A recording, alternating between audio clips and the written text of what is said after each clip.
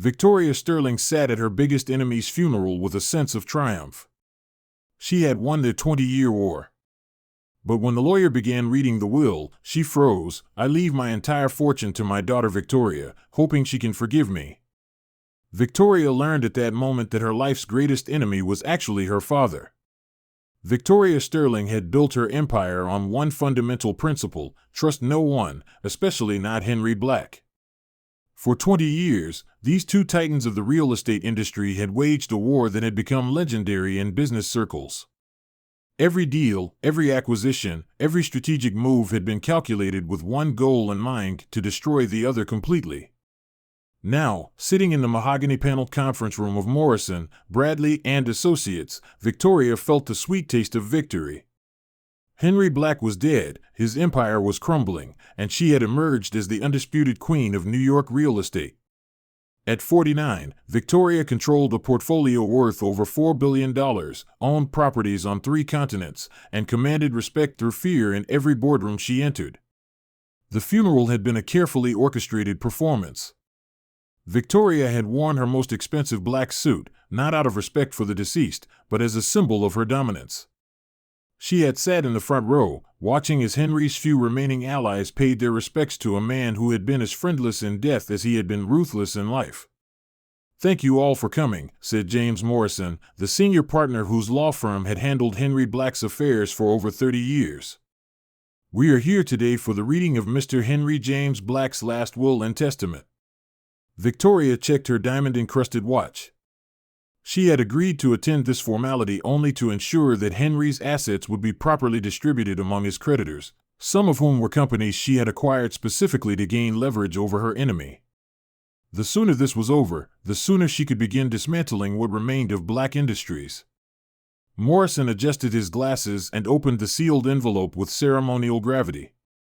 "I, Henry James Black, being of sound mind and body, do hereby declare this to be my last will and testament, revoking all previous wills and codicils." Victoria half listened as Morrison read through the standard legal language. Her attention was focused on her phone, where her assistant was updating her on the acquisition of 2 more properties that had previously belonged to Henry's portfolio. Even in death, he was proving profitable to her. "To my business associates and competitors," Morrison continued, "I leave my respect for worthy adversaries and my admiration for those who played the game with honor and intelligence." Victoria suppressed a snort. Honor and intelligence. Henry Black had been many things, but honorable wasn't one of them. Their rivalry had begun 20 years ago when Victoria, then a rising star in commercial real estate, had lost her first major deal to Henry's underhanded tactics. He had stolen her clients, her contracts, and her confidence in human decency. From that moment, she had dedicated her life to returning the favor. To the employees of Black Industries, Morrison read on, "I leave severance packages and my gratitude for their loyal service." This was interesting. Henry had been known for his cutthroat treatment of employees, firing people on whims and treating his staff like disposable assets. Victoria wondered what had inspired this uncharacteristic generosity. "To various charitable organizations, I leave the following specific bequests." Morrison listed several donations to causes that surprised Victoria. Children's hospitals, orphanages, educational foundations for underprivileged youth. She had never known Henry to show interest in anything beyond his own profit margins. Victoria's attention sharpened as Morrison reached what appeared to be the main body of the will. The room, which had contained perhaps 20 people when the reading began, had gradually emptied as various beneficiaries collected their bequests and departed. Now only Victoria, Morrison, and 2 other lawyers remained. Victoria Sterling sat at her biggest enemy's funeral with a sense of triumph. She had won the 20-year war. But when the lawyer began reading the will, she froze. "I leave my entire fortune to my daughter Victoria, hoping she can forgive me." Victoria learned at that moment that her life's greatest enemy was actually her father. Victoria Sterling had built her empire on one fundamental principle: trust no one, especially not Henry Black. For 20 years, these two titans of the real estate industry had waged a war that had become legendary in business circles. Every deal, every acquisition, every strategic move had been calculated with one goal in mind: to destroy the other completely. Now, sitting in the mahogany-paneled conference room of Morrison, Bradley and Associates, Victoria felt the sweet taste of victory. Henry Black was dead, his empire was crumbling, and she had emerged as the undisputed queen of New York real estate. At 49, Victoria controlled a portfolio worth over $4 billion, owned properties on 3 continents, and commanded respect through fear in every boardroom she entered. The funeral had been a carefully orchestrated performance. Victoria had worn her most expensive black suit, not out of respect for the deceased, but as a symbol of her dominance. She had sat in the front row, watching as Henry's few remaining allies paid their respects to a man who had been as friendless in death as he had been ruthless in life. "Thank you all for coming," said James Morrison, the senior partner whose law firm had handled Henry Black's affairs for over 30 years. "We are here today for the reading of Mr. Henry James Black's last will and testament." Victoria checked her diamond-encrusted watch. She had agreed to attend this formality only to ensure that Henry's assets would be properly distributed among his creditors, some of whom were companies she had acquired specifically to gain leverage over her enemy. The sooner this was over, the sooner she could begin dismantling what remained of Black Industries. Morrison adjusted his glasses and opened the sealed envelope with ceremonial gravity. "I, Henry James Black, being of sound mind and body, do hereby declare this to be my last will and testament, revoking all previous wills and codicils." Victoria half listened as Morrison read through the standard legal language. Her attention was focused on her phone, where her assistant was updating her on the acquisition of 2 more properties that had previously belonged to Henry's portfolio. Even in death, he was proving profitable to her. "To my business associates and competitors," Morrison continued, "I leave my respect for worthy adversaries and my admiration for those who played the game with honor and intelligence." Victoria suppressed a snort. Honor and intelligence. Henry Black had been many things, but honorable wasn't one of them. Their rivalry had begun 20 years ago when Victoria, then a rising star in commercial real estate, had lost her first major deal to Henry's underhanded tactics. He had stolen her clients, her contracts, and her confidence in human decency. From that moment, she had dedicated her life to returning the favor. To the employees of Black Industries, Morrison read on, "I leave severance packages and my gratitude for their loyal service." This was interesting. Henry had been known for his cutthroat treatment of employees, firing people on whims and treating his staff like disposable assets. Victoria wondered what had inspired this uncharacteristic generosity. "To various charitable organizations, I leave the following specific bequests." Morrison listed several donations to causes that surprised Victoria. Children's hospitals, orphanages, educational foundations for underprivileged youth. She had never known Henry to show interest in anything beyond his own profit margins. Victoria's attention sharpened as Morrison reached what appeared to be the main body of the will. The room, which had contained perhaps 20 people when the reading began, had gradually emptied as various beneficiaries collected their bequests and departed. Now only Victoria, Morrison, and 2 other lawyers remained. Victoria felt tears threatening, something she hadn't experienced in years. She prided herself on emotional control, on never showing weakness in professional settings. But this revelation was destroying every foundation her life had been built upon. "By the time I realized my mistake and tried to contact Margaret again, she had moved away with you. I hired investigators, spent thousands trying to find you both, but Margaret had covered her tracks well. She wanted nothing to do with the man who had abandoned his pregnant girlfriend." Morrison paused, giving Victoria a moment to process before continuing. "I didn't see you again until you appeared in the real estate world 20 years ago. The moment I saw your picture in the business journal, I knew who you were. Same eyes, same determination, same fierce intelligence that had made me fall in love with your mother. But by then, you had your own life, your own identity. Margaret had raised you to be strong and independent. I convinced myself you were better off not knowing the truth." "This is insane," Victoria said aloud, her voice cracking. "If he knew who I was, why did he spend 20 years trying to destroy me?" Morrison looked up from the letter. I think the next part addresses that question. He continued reading, I know my behavior toward you seems inexplicable now that you know the truth. But Victoria, watching you fight me taught me more about your character than any father-daughter relationship could have. Every deal you lost to me made you more determined. Every setback I caused made you more innovative. Every obstacle I placed in your path made you stronger. Victoria laughed bitterly. So this was all some twisted parenting strategy? I was proud of you, Morrison read on. Proud of your resilience, your intelligence, your refusal to be broken by my interference. I watched you build your empire not in spite of me, but because of what fighting me taught you about your own capabilities. You became everything I had hoped you could be, strong enough to survive anything, smart enough to outmaneuver any opponent, successful enough to stand on your own. The confession continued, I know this doesn't excuse the pain I caused you. I know saying I'm proud doesn't make up for the father-daughter relationship we never had.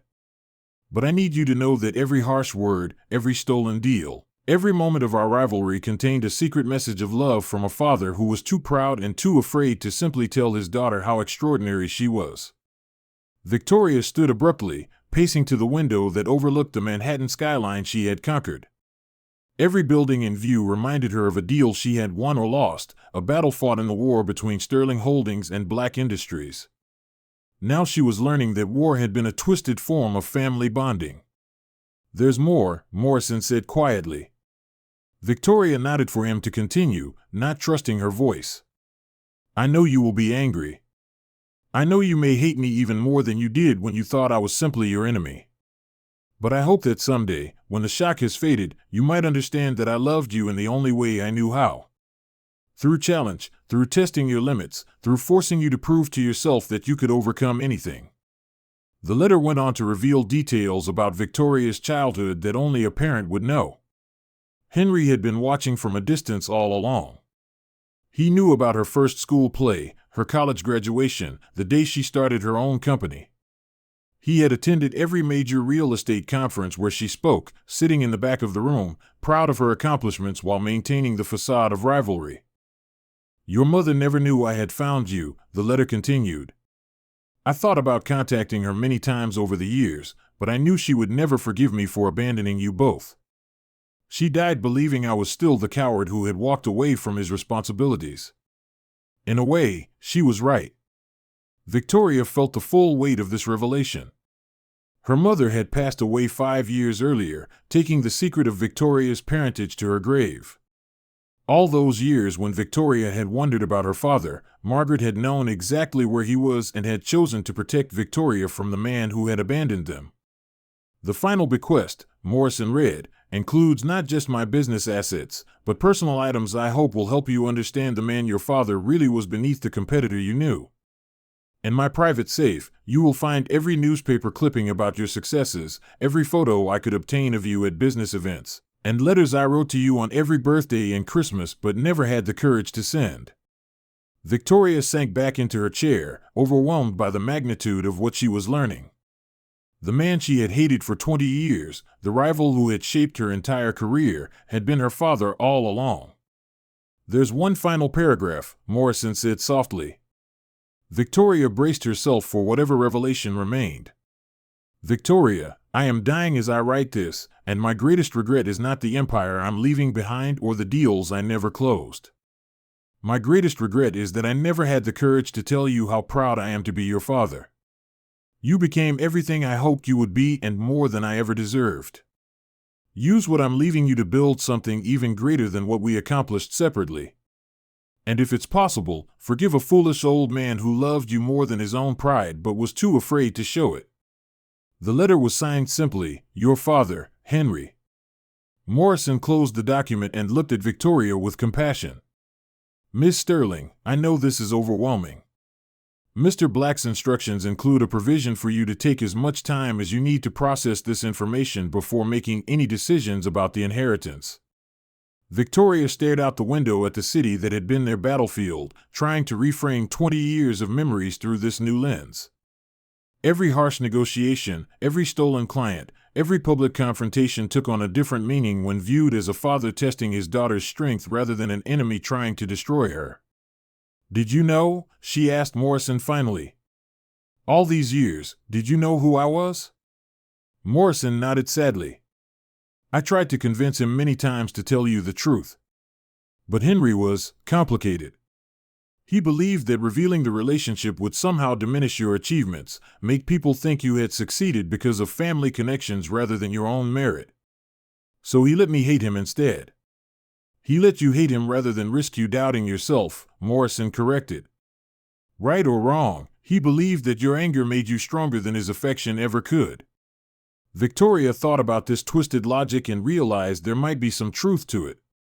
Her drive to prove herself, to overcome Henry's interference, had indeed made her more determined and more successful than she might have been with an easier path. What happens now? She asked. That's entirely up to you, Morrison replied.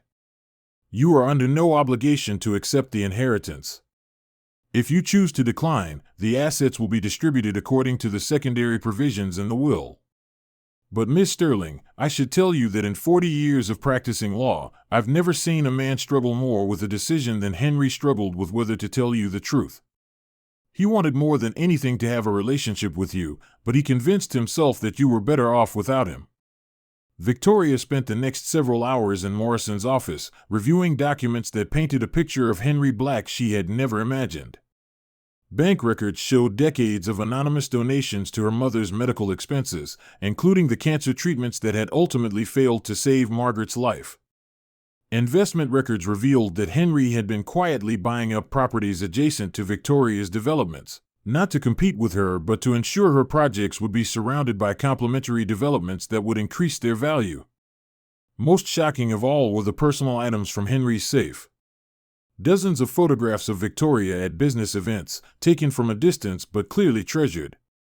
Newspaper clippings about every major deal she had ever closed, every award she had won, every recognition she had received. And the letters, the boxes of them, one for every birthday and Christmas for 20 years, each expressing a father's love and pride in language that was tender and vulnerable in a way the public Henry Black had never shown. The birthday letter from her 40th birthday, 9 years earlier, made Victoria cry for the first time since her mother's funeral. My dearest Victoria, you are 40 today, and I am watching from across the room at your birthday celebration. I crashed the party at the Regent Hotel, hiding in the back like a party-crashing teenager.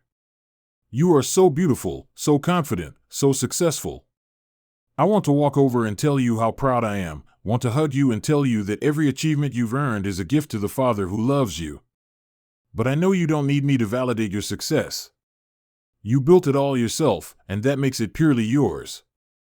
Happy birthday, my darling daughter. Love always, Dad. By evening, Victoria had made her decision. She would accept the inheritance, not because she needed the money but because refusing it would dishonor the complicated love Henry had tried to express in the only way he knew how. Over the following weeks, as Victoria began the process of integrating black industries into her own empire, she discovered more evidence of Henry's hidden affection. His senior staff revealed that he had followed her career obsessively, keeping detailed files on her strategies and methods.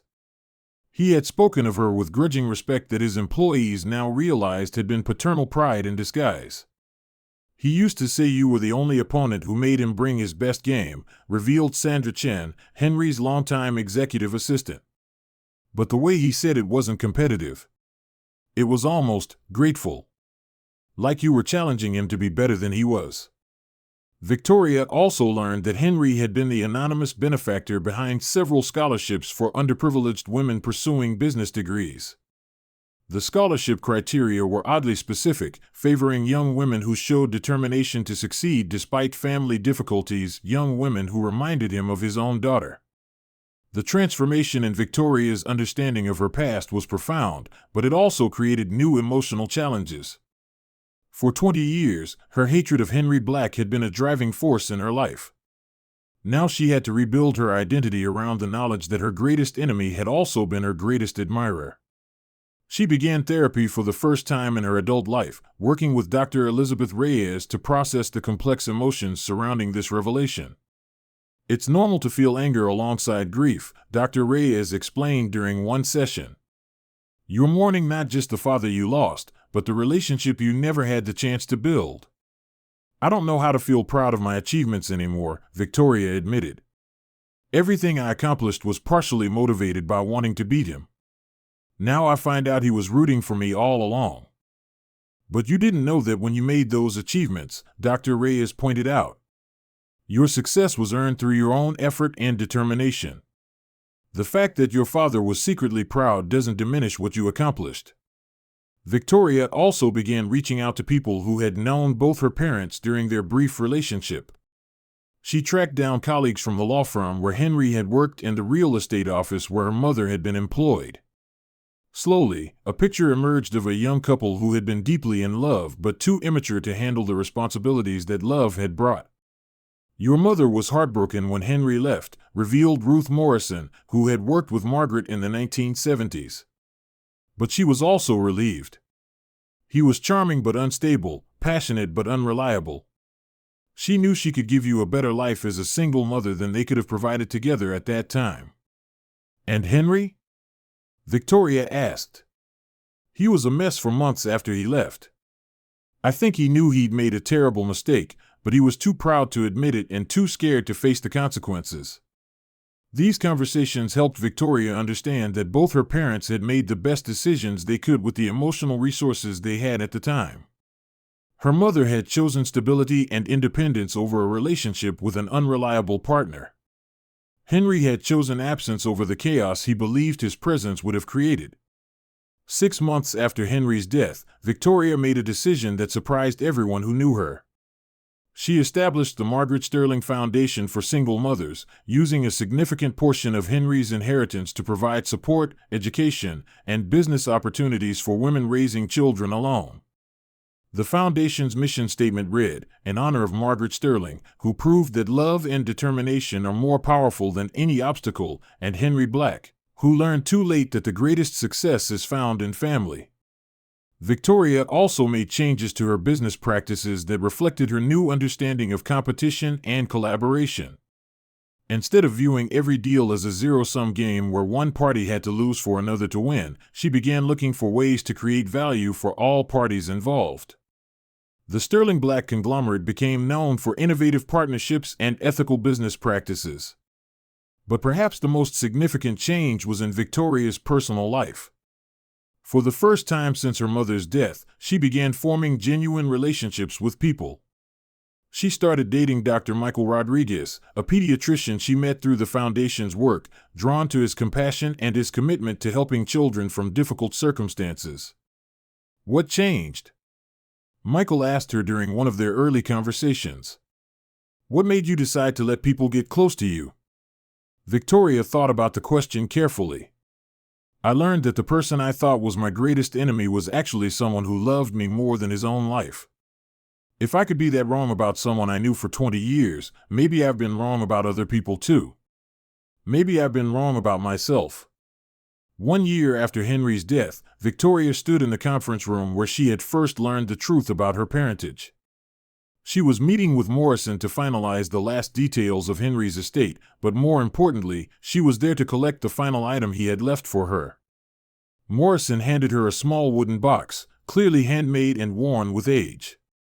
"He made this himself when you were born," Morrison explained. "He asked me to save it for last, after you'd had time to process everything else."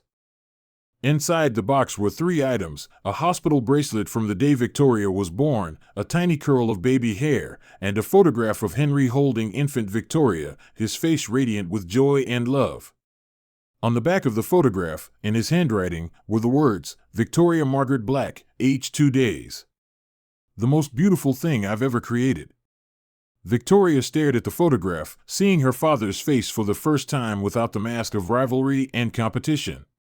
This was the man who had loved her from her first breath, even though he had been too afraid to show it. "There's one more thing," Morrison said gently. "Henry recorded a video message, to be played only after you'd seen everything else." Morrison activated a tablet on the conference table, and suddenly Henry Black's face appeared on the screen. He looked older than Victoria remembered, more frail, and his eyes held a vulnerability she had never seen during their business confrontations. "Hello, Victoria," he said, his voice soft and uncertain. "If you're watching this, it means you've learned the truth, and you've chosen to accept what I've left you. I hope it also means you might be able to forgive me someday." Henry paused, clearly struggling with emotion. "I want you to know that every day of your life, I have been proud to be your father. Watching you succeed, watching you build your empire, watching you become the strongest woman I've ever known, these have been the greatest joys of my life. I know I failed you as a parent. I know I chose the coward's path when I should have fought for the chance to be part of your life.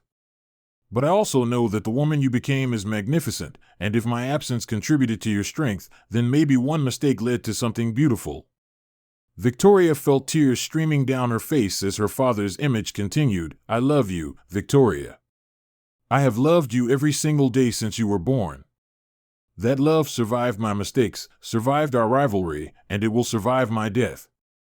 Use what I've given you to build something beautiful, something that honors the love we never got to share properly." The recording ended with Henry's hand reaching toward the camera, as if trying to touch his daughter across time and death. Victoria sat in silence for several minutes after the video ended, processing emotions she didn't have words for. Finally, she looked up at Morrison and asked, "Do you think he really loved me, or do you think he just felt guilty?" Morrison smiled sadly. "Miss Sterling, I've known many people motivated by guilt in my career. Guilt is desperate and grasping. What I saw in Henry was different. It was love, patient, protective, and ultimately selfless. He loved you enough to let you hate him if that's what made you strong." 2 years after Henry's death, Victoria Sterling stood before the New York Business Council, accepting their Lifetime Achievement Award for Excellence in Real Estate Development. As she looked out at the audience, she spotted several faces she now knew had been there all along: Henry's former employees who had become her allies, colleagues who had watched their rivalry with admiration rather than concern, and competitors who had learned from the example of excellence both she and Henry had set. "Success," Victoria said in her acceptance speech, "is not measured by the deals you win or the enemies you defeat. Real success is measured by the relationships you build, the people you lift up, and the love you're brave enough to give and receive. I spent 20 years believing my greatest enemy was Henry Black. I learned too late that my greatest enemy was actually my fear of vulnerability, my fear of needing anyone, my fear of letting people love me. Henry Black wasn't my enemy, he was my father, and he loved me in the only way he knew how." Victoria paused, looking directly at the camera that was broadcasting her speech. If someone in your life is challenging you, pushing you, making you stronger even through conflict, consider that they might love you more than you realize. And if you're someone who loves from a distance because you're afraid of rejection or abandonment, know that love expressed is always better than love hidden, even if it comes with risk. My father left me more than money when he died. He left me the understanding that love comes in many forms, and sometimes the people who challenge us the most are the ones who believe in us the most deeply." After the ceremony, Victoria drove to Woodlawn Cemetery, where Henry was buried under a simple headstone she had chosen. She visited every month now, bringing updates about the businesses they had built, the foundation's work, and the life she was learning to live with an open heart.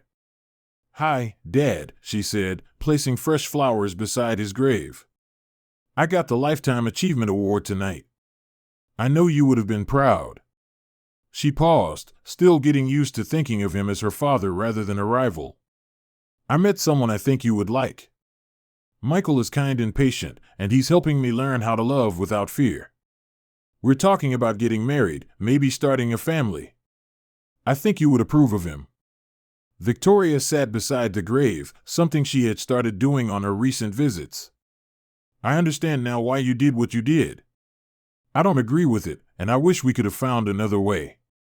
But I understand that you were trying to give me something you thought I needed more than your presence, the strength to survive anything. I forgive you, Dad. For leaving Mom, for staying away from me, for letting me hate you all those years. I forgive you because I finally understand that love isn't always simple or easy to recognize. Sometimes love looks like sacrifice, sometimes it looks like distance, and sometimes it looks like giving someone the space to become who they're meant to be." As the sun set over the cemetery, Victoria felt a peace she had never experienced before. She had spent her entire adult life building walls to protect herself from abandonment and rejection. Learning about Henry's secret love had taught her that those walls had also protected her from connection, joy, and the very relationships that could have given her life meaning. Victoria Sterling had inherited more than money and real estate from Henry Black. She had inherited the understanding that family bonds could survive any form they took, that love could endure even when it was hidden, and that sometimes the greatest gift a parent could give their child was the confidence that they were strong enough to succeed on their own. The rivalry that had defined both their careers was over, but the love that had secretly motivated it would continue to shape Victoria's life for years to come. She had finally found her father, not in the enemy she had fought for 20 years, but in the man who had loved her enough to let her become everything she was capable of being, even if it meant she would hate him for it. Sometimes the most profound discoveries happen not when we gain something new, but when we finally understand what we had all along. Victoria Sterling learned that she had never been alone, never been unloved, and never been without a father's pride. The knowledge came too late for a traditional family relationship, but it came just in time to transform how she would love and be loved for the rest of her life.